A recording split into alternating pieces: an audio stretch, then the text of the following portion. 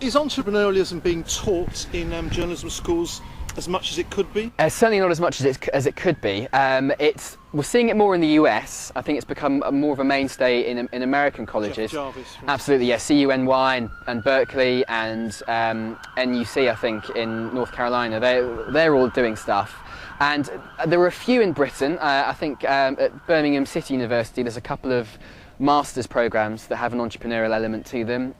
I saw recently Bournemouth have got I think they're calling it a mixtape masters now, where you can do a whole range of things, including entrepreneurialism. And certainly where I teach, Kingston, they're really interested in doing something in the future.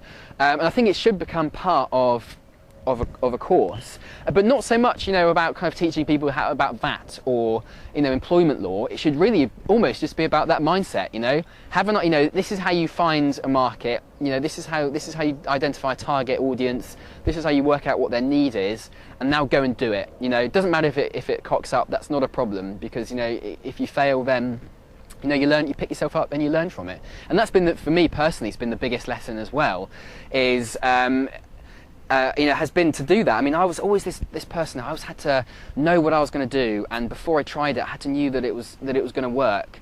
And so for me to let go of that entirely and to go freelance and quit my job without knowing where the money was going to come from, was it was traumatic, to say the least. I'm not saying it's easy by any stretch, but now I've kind of got into that mindset that I can do stuff now. I'll just try it, whether it's going to work or not. And I think it's the only way we kind of learn. That's what people have got to do. Absolutely.